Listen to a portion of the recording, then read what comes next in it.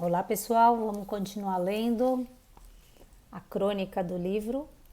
Hoje o título é A Héstia, uma citação a uma deusa grega, uma das menos conhecidas, vamos dizer assim. E ela começa citando uma obra do Platão, o Crátilo. Vamos ver por quê? Meu nome é Jussara Gontov, sou aluna de Nova Acrópole, também voluntária dessa instituição, que é uma escola de filosofia à maneira clássica, nos ensina muito a arte de viver. E estou aqui lendo, convidando vocês a lerem comigo esse livro, que no Brasil se chama Lógica e a Inteligência da Vida, e em Portugal, Observações Matinais. Livro escrito pela filósofa, escritora, professora Lucilena Galvão. Muitos de vocês já conhecem. Quem não conhece, recomendo dar um Google no YouTube. Tem muitos vídeos, são mais de 1000. Além delas, também sugiro vocês conhecerem a Nova Acrópole. Com certeza tem alguma Nova Acrópole perto de vocês. São mais de 300 sedes no mundo. Vamos lá então? A Héstia. Esse primeiro parágrafo agora é uma citação de Platão na obra Crátilo. Então, o que dirias ter em mente aquele que deu a Héstia o seu nome? Algumas pessoas chamam-na de Héstia. É razoável que a essência das coisas seja chamada de Héstia. Ademais, se o consideras em conexão com os sacrifícios, concluirás que aqueles que os estabeleceram entendiam o nome de Héstia dessa maneira. De fato, os que chamavam a essência das coisas de Héstia naturalmente sacrificavam a Héstia antes de sacrificar a todos os deuses. Lendo o Crátilo, diálogo platônico que trata da origem das palavras, encontrei esta interessante definição do nome da deusa Héstia, esse ser, essência, centro, em torno do qual tudo se inicia e todas as consagrações são feitas. Lembrei-me que em Roma, Héstia é Vesta, deusa que presidia a partir do centro a cidade e os lares com o seu fogo sagrado. Com efeito, todas estas civilizações guardavam a ideia de um centro-coração, à volta do qual as coisas eram erguidas e onde tudo reencontrava a sua identidade e sentido original.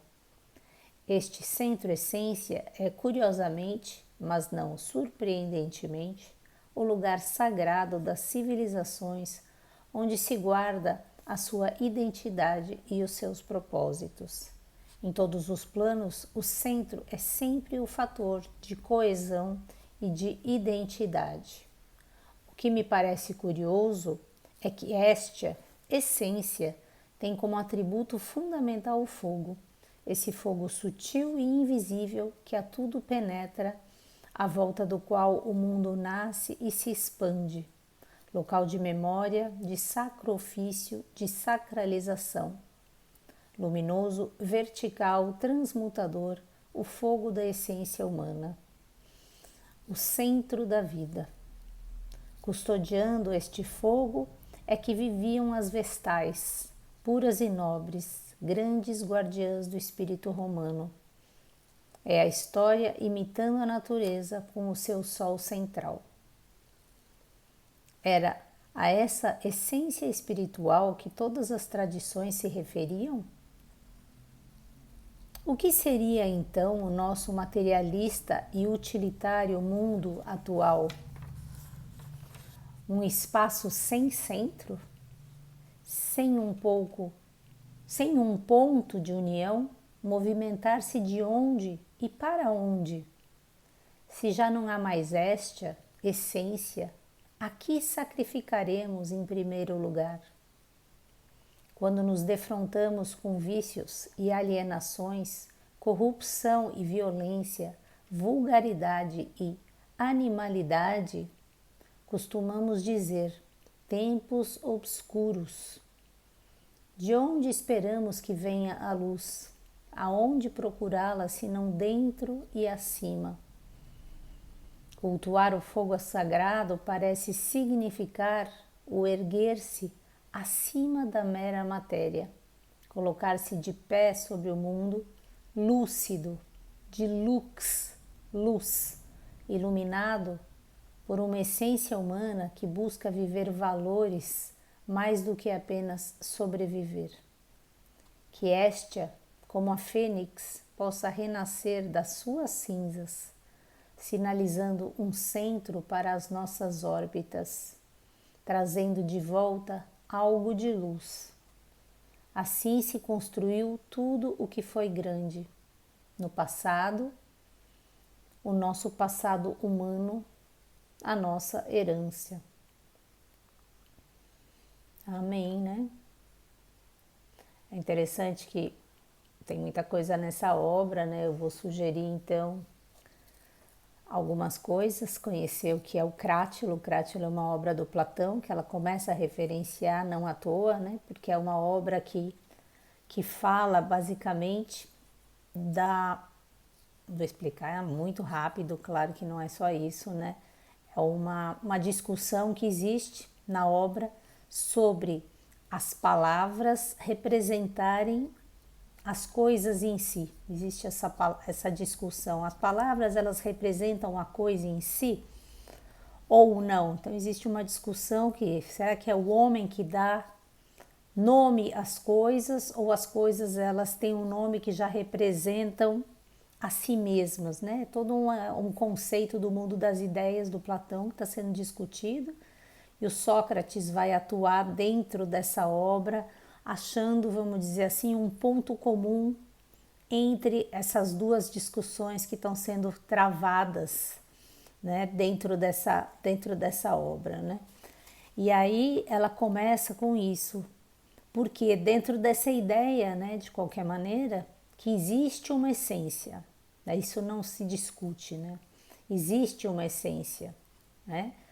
E essa essência a que ela está se referindo aqui, essa é a essência que deu, de alguma maneira, né, que permitiu com que esse nome de Hestia, que é uma deusa muito interessante, eu vou falar sobre ela, né, que essa deusa que representa o fogo sagrado sutil, aquele fogo protetor dos lares, é como a lareira, né? Aquele centro que depois foi representado já também em Roma, em todas as celebrações sempre existia aquele ponto, aquela tocha, inclusive, que era levada para outros lugares, aquele centro importante. E aí esse nome da Hestia, né? Da onde ele vem, né? Esse nome ele já representa essa essência que sempre existiu. E se hoje não vivemos, né, essa realidade de termos esse centro tão sutil, tão vertical, apesar de invisível, né, sendo custodiado, sendo protegido, como que eram protegidas pelas vestais, que eram as sacerdotisas virgens, né? As vestais, Vesta, que passa a se chamar o nome de Hestia em Roma, né? E as vestais que protegiam esse fogo sagrado, né? Se hoje já não protegemos esse fogo sagrado, né? Que é uma questão que está sendo colocada aqui, né? Nós faremos os nossos sacrifícios, né? O nosso sacro ofício, em nome do quê? Se não encontramos essa essência, essa luz que habita em nós, né? Então são várias questões aqui que estão sendo colocadas, né? Essa representação da Hestia importante, que é essa deusa protetora do fogo, e não à toa a Hestia colocada aqui também, que ela é uma deusa que ela resolve abdicar do Olimpo. Não vou contar também toda a história da Hestia aqui, vale pesquisar para vocês, mas ela abdica do Olimpo, ela desce à terra e ela passa a viver na terra protegendo os lares, né? Então, olha que coisa bela, né? Você poder sair do reino dos céus e adentrar a terra nesse campo da ação e aqui, enquanto um ser, fazer esta proteção, né, a todas as casas, né?